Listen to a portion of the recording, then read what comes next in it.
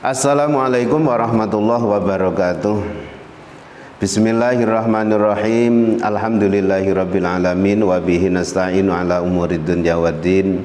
Wassalatu wassalamu ala asyrafil anbiya wa imamil mursalin sayyidina wa maulana Muhammadin wa ala alihi wa sahbihi ajmain, amma ba'd. Kepada anak-anakku sekalian, siswa-siswi Madrasah Sanawiyah Nahdlatul Muslimin yang saya banggakan semangat belajarnya walaupun masih di musim pandemi, yaitu masih menggunakan pembelajaran jarak jauh. Mudah-mudahan anak-anakku di rumah ataupun di pondok pesantren diberikan anugerah kesehatan, kekuatan, kesempatan untuk mengikuti PJJ dari Madrasah Sanawiyah Nahdlatul Muslimin. Terlebih dahulu kita awali kegiatan ini dengan bacaan suratul Fatihah. Mudah-mudahan kita semuanya, Bapak Ibu guru, anak-anak, diberikan kesehatan lahir batin, keselamatan lahir dan batin. Ala niyatin sholihah. Al-Fatihah. A'udzu billahi minasyaitonir rajim. Bismillahirrahmanirrahim. Alhamdulillahirabbil alamin. Arrahmanir rahim. Maliki yaumiddin. Iyyaka na'budu wa iyyaka nasta'in. Ihdinas siratal mustaqim. Siratal ladzina an'amta 'alaihim ghairil maghdubi 'alaihim waladdallin. Amin. Kita anak-anak mohon untuk disiapkan menyesuaikan halaman yang akan saya sampaikan di pembelajaran hari ini. Mohon buku panduan disiapkan semuanya. Mari kita mulai pembelajaran pada kesempatan hari ini. Bisa dibuka kitab masing-masing, yaitu kitab Hidayatus Sibyan karangan beliau Syekh Said bin Sa'ad. Bismillahirrahmanirrahim. Mulai dari muqaddimah.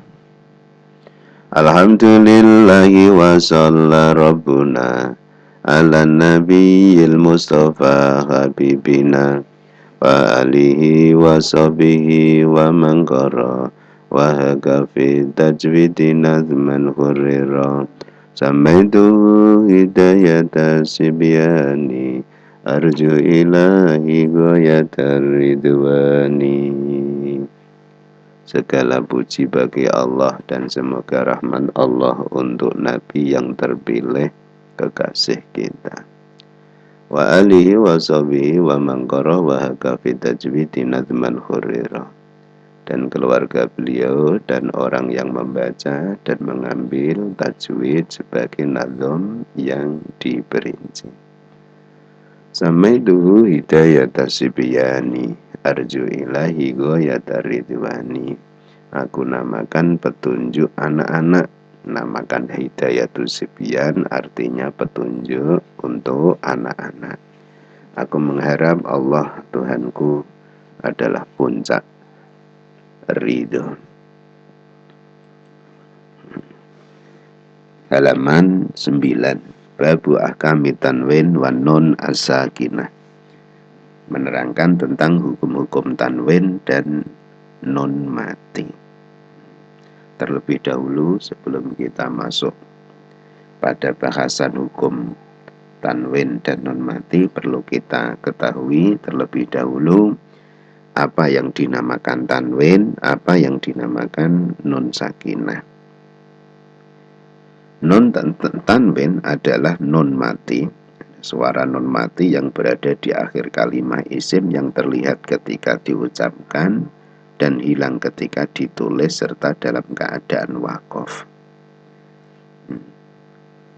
Jadi hanya suaranya saja, tidak bisa dilihat bentuknya, tidak bisa ditulis. Contoh dalam kitab Adzaban Alima, adzaban itu ban, itu seakan ada suara nun mati, tapi tidak ada, suaranya saja, tidak ada nun matinya. alima hilang dalam keadaan wakof. Sebenarnya aliman menjadi alima, alimun hakim. Itu tanwin. Kalau nun sakinah adalah nun yang tetap ketika diucapkan atau ditulis ketika berhenti. Baik ia berada pada kalimat huruf, kalimat fi'il, kalimat isim. Jadi ya ada suaranya, ada buktinya, ada tulisannya. Itu kalau nun mati. Kalimat huruf contoh min.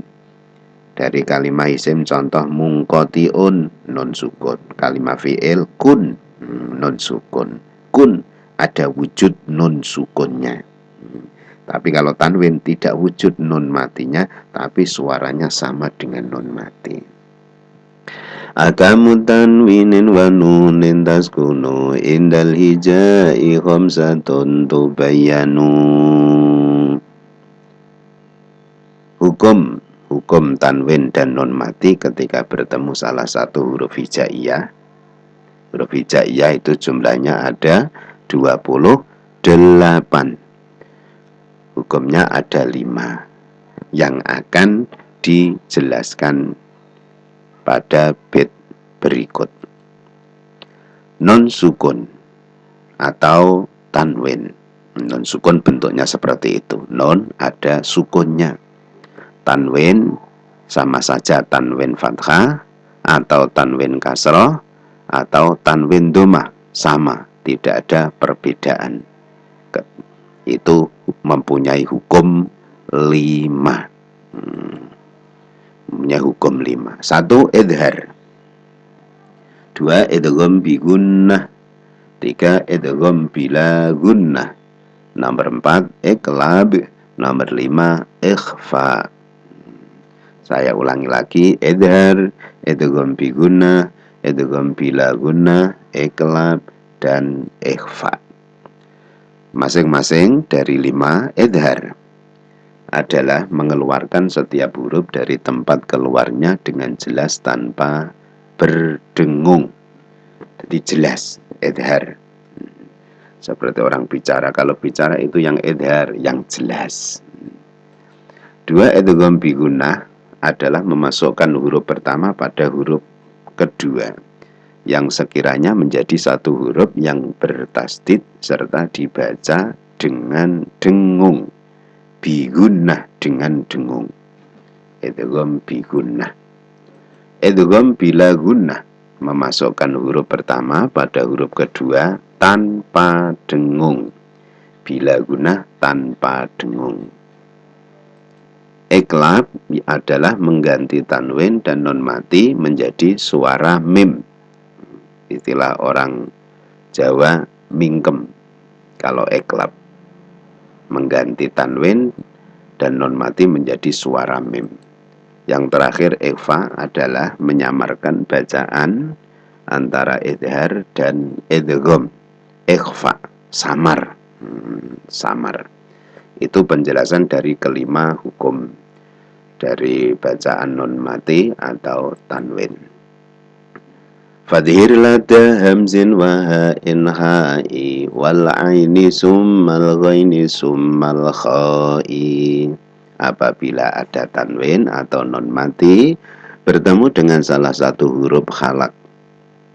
Huruf khalaq atau huruf khalqi yang jumlahnya ada 6, itu wajib dibaca idhar, harus dibaca jelas.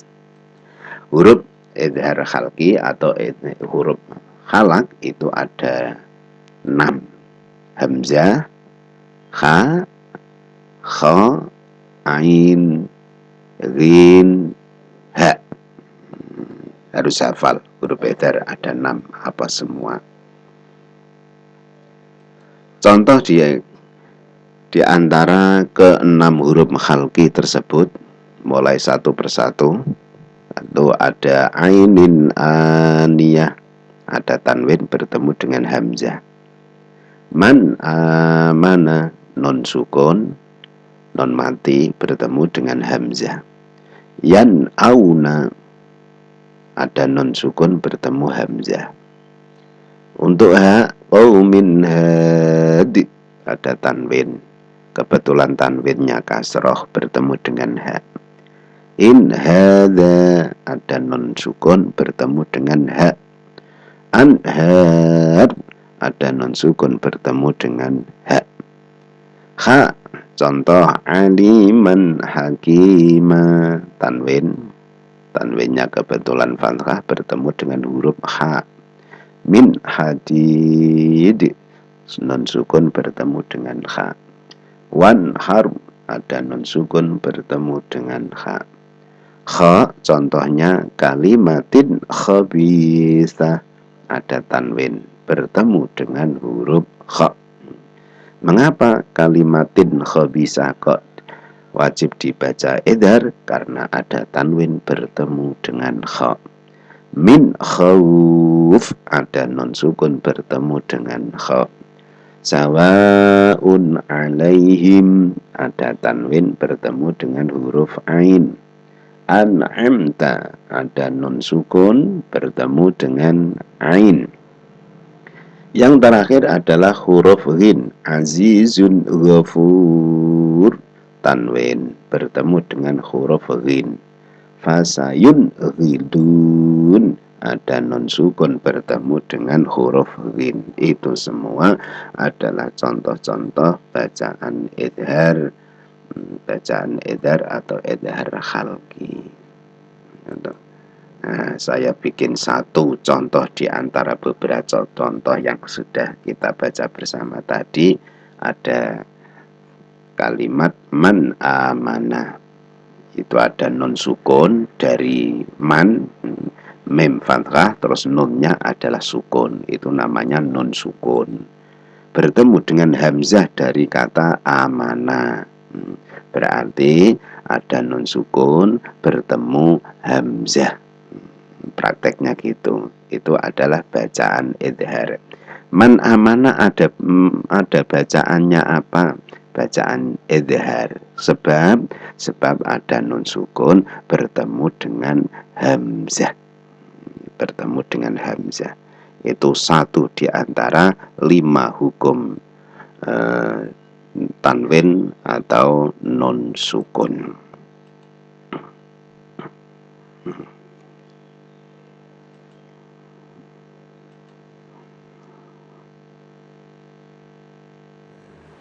Alhamdulillah, pembelajaran pada kesempatan hari ini sudah selesai.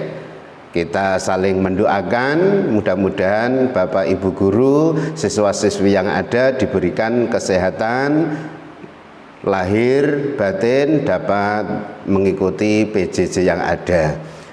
Sekian dari saya. Wallahul muwaffiq ila aqwamit thoriq. Assalamualaikum warahmatullahi wabarakatuh.